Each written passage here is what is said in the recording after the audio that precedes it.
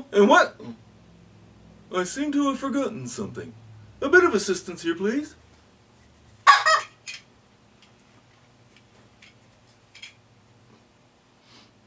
Very funny.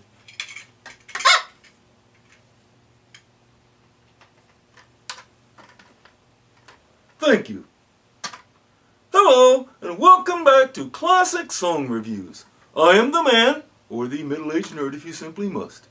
As you know, today's music is both morally and artistically bankrupt. In this show, we hearken back to a purer time when music was excellent and lyrics were meaningful.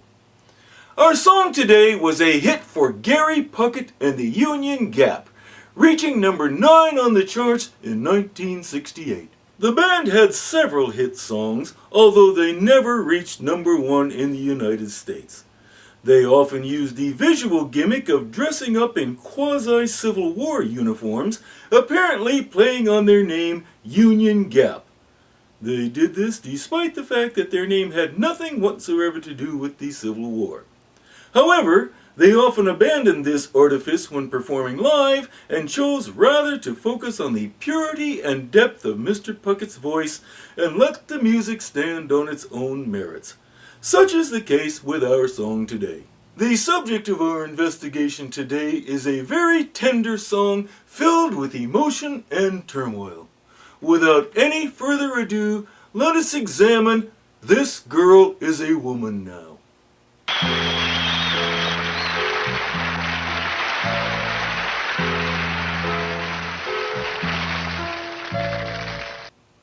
Most curious. Mr. Puckett is there, but where is his ensemble? I have been unable to discover when this video was made, but the band's history was rather turbulent, with members joining and leaving fairly regularly. The band finally separated from Mr. Puckett for good around 1970, so it may be that this performance took place after that. In any case, let us focus on Mr. Puckett's amazing voice as he pours his heart into this lovely ballad. This girl walks in dreams, playing in a world of her own. We see a young girl through the eyes of someone who seems to care for her a lot. This person sees her as a child, and the tone suggests that he adores her to an extreme degree. From this, we may deduce that the one telling the story is her father.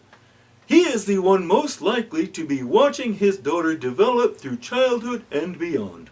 This girl was a child, existing in a playground of stone. My suspicion is confirmed. We have a father watching his child and musing on the fact that she is going to grow up someday. Then one night her world was changed, her life and dreams were rearranged. She would never be the same again. It would appear that our loving father is speaking of some major event in the young lady's life. We do not yet know what that event was. It may have been graduation from high school, or, since he speaks of night, perhaps her first prom. The listener's internal tension builds as we ponder what this event might be, as well as how this doting father is going to respond. This girl is a woman now, she's learned how to give. Yes, they do grow up. She has learned how to give herself to the world and follow her aspirations. Only time will tell how high she may soar. Our narrating father seems quite proud, and rightly so. In the course of raising her, it appears that he has struck exactly the right balance between reining her in and letting her have her head.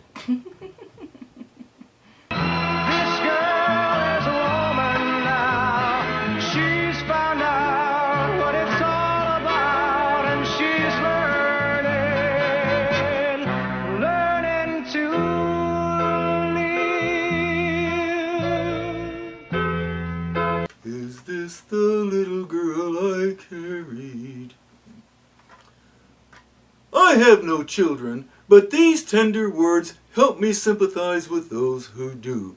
I begin to understand how hard it must be to let go. This girl tasted love, as tender as the gentle dawn. A father's love toward his daughter should be tender and gentle, and it is good that his is so obvious that his little girl can, metaphorically speaking, taste it. What is so funny? She cried a single tear, a teardrop that was sweet and warm. Whatever this event is, it seems to involve the daughter leaving. Father is a mixture of anguish and excitement, and the daughter sheds a single tear to mark the difficulty of parting. They are torn. Their devotion to one another threatens to supersede the need for her to step out and build a life of her own. Tension mounts as we move inevitably towards her departure, the large gap that it is going to leave in his own soul, and the huge hole it is going to leave in her. Our hearts told us we were right, and on that sweet and velvet night, a child had died, a woman had been born. And he lets her go. His little one has grown up. His task is complete, and he has equipped her to interact with the wider world in which she is about to find herself.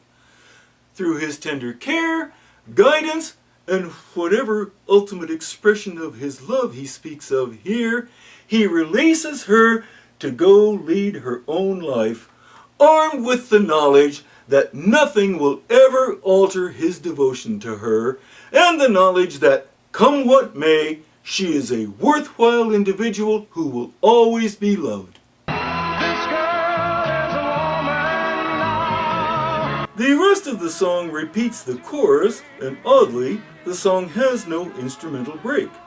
We just hear our father's plaintive cry that his little girl is a woman now. As I ponder it, we may be seeing one of the most significant events in a daughter's life, her wedding day.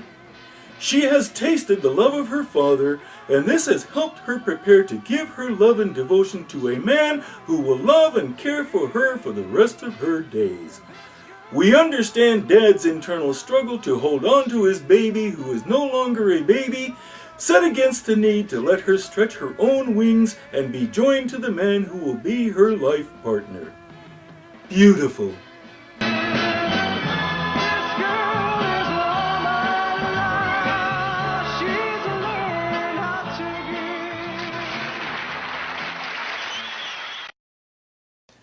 At last, after all of those terribly explicit songs, all of the appeals to the prurient interest, all of the reductions to the lowest scatological common denominator, we have a pure, chaste, and loving song about a man's relationship with his baby girl. I can't take it anymore! Excuse me?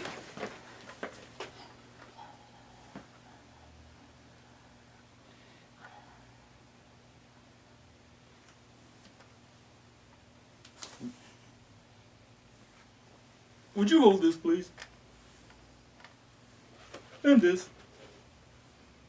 Thank you.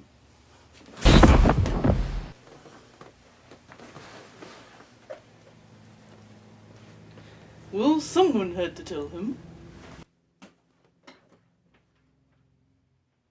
When did she get to be a beauty? When did he grow to be so tall? Wasn't it yesterday when they were small?